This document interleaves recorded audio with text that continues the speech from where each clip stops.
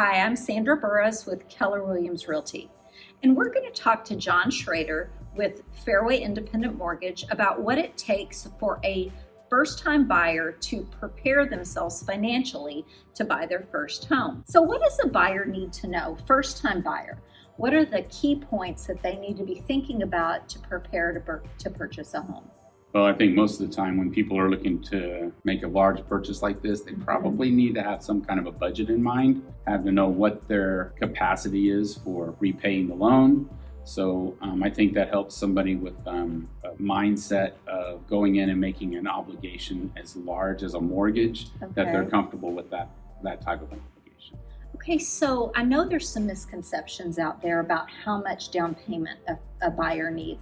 What are you seeing, and what does somebody that's wanting to purchase need to set aside? That is an excellent question, because a lot of people are running around with misconceptions about 20% down. I can't buy a house till I have 20% down. Well, that's not true. Okay. There are different types of mortgages, and no matter what type it is, it typically has a different type of down payment requirement. So on a conventional loan, a Fannie Freddie type product, something as easy as 3% down if you're a first-time home buyer.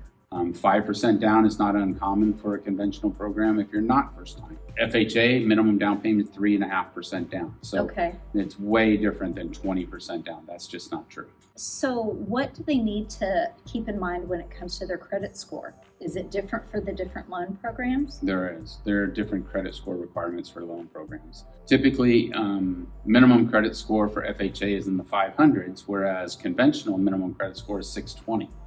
So if there are issues there with credit, you may want to talk to somebody sooner rather than later. I'd be glad to help if I can, but sometimes it takes a little bit of time to get some of those things straightened out. And I'm talking about a couple of months. I'm not talking about a long, long time.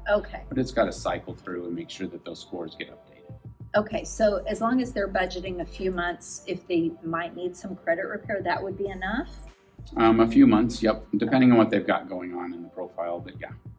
That would be good. So how does the lower down payment impact their loan payment? Well, if you have less amount of money down, means your loan amount is a little bit more. You put down more of a down payment, your loan amount is less. So the higher the loan amount, the higher your monthly payment is. So it depends on your credit score, because that will determine your interest rate, the amount of money that you're borrowing, and the length of time that you're borrowing it. If you're borrowing it for a short period of time, your monthly payment is larger. If you stretch it out to say 30 years, your monthly payment is less. So there's a couple of factors that go into calculating the monthly mortgage payment. So what about closing costs for a first-time buyer? Do they need to budget extra for that? They should. Closing costs are in addition to a down payment. So closing costs typically will run anywhere from $6,000 to $8,000 in an average sales price in this market. So they should be prepared to have that on top of their down payment. Is there anything else a first-time buyer needs to keep in mind when they're thinking about getting their finances set up for buying their first home?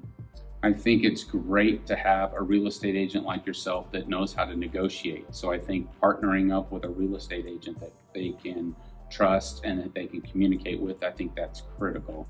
I also think it's beneficial to get an approval ahead of time. We call that a pre-approval. Totally agree. Instead of a pre-qualification form. A pre-approval is much more in-depth, and it gives you a little bit of an edge when you're putting in an offer there. So I think that's something they should consider. If they can get pre-approved right away, I think that's helpful. So how much time does that generally take? It takes a couple of weeks to get pre-approved.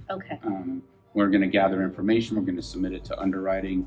Once we get that approval, we'll generate a letter, give it to the agent, and give it to the buyer, and they'll be off and running and then go shopping. That sounds great. Yay! Thank you so much, John. We so appreciate it. And if you're interested in getting some additional information, John and I host a first-time buyer seminar once a month, and we would love to have you join us. Thanks so much.